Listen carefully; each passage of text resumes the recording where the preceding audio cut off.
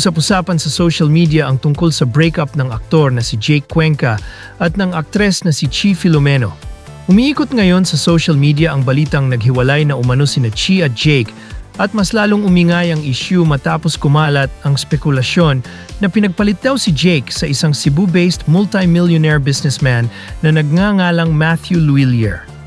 Ayon sa ulat, ang naturang negosyante ay kinilalang si Matthew Luillier na umano'y pinsan ni Daniel Luillier Miranda, ang asawa ng aktres na si Sofia Andres.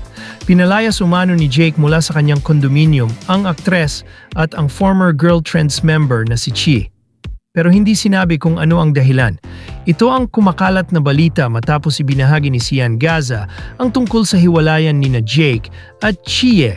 Nakalahad pa sa ipinasabog ni Sian ang dahilan kung bakit sila naghiwalay. Ayon kay Gaza, natagpuan raw na umiiyak si Jake sa kanyang kondominium matapos siyang ipagpalit ni Chie sa isang milyonaryong negosyante na si Matt Luillier. Ani Sian Gaza, Jake Cuenca natagpuang humahagulgol sa loob ng bahay matapos itong iwan ni Chi Filomeno para sa isang milyonaryong negosyante sa Cebu na si Matt Luillier.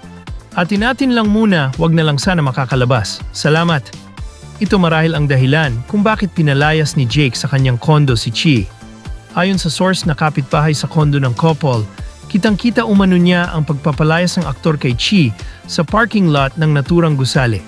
Ani ng source, akala ko shooting lang. May dalang mga maleta si Jake. Ganun naman kasi si Jake maraming dalang gamit. Tapos ang tagal naming hindi na nakikita si Chi. So, baka yun na nga, hiwalay na pala sila. Dati si Kylie Versosa din dito rin tumira. Nabanggit pa ng source ang tungkol sa naging social media post ni Sian Gaza kung may katotohanan ba talaga ito at kung tunay ba na ipinagpalit ni Chi si Jake kay Matt Luillier na isang negosyante. Kwento ng source. O totoo ang post ni Sian pero hindi iniwan ni Chia si Jake. Pinalayas ni Jake si Chia, pinabalik niya ang mga gamit sa bahay nila, sa pamilya ni Chia. Pero ayon sa balita, hindi umano totoong umiyak si Jake sa kanyang kondominium dahil sa taping naman raw ng FPJ Batang Quiapo ay masaya at makulit pa rin ito. Baka kabaliktaran umano at si Chia ang tunay na umiyak. Sa ngayon ay hindi pa naglalabas ng kanilang mga pahayag sina Jake at Chi tungkol sa breakup nilang dalawa. Samantala usap-usapan naman ngayon ang pagpopromote ni Chi Filomeno ng Visayan Brew Beer na pagmamay-ari ng negosyanteng si Matthew Luillier.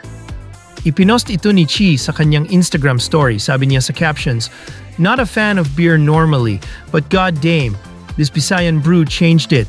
Lami kaayo ni nga beer, way ate."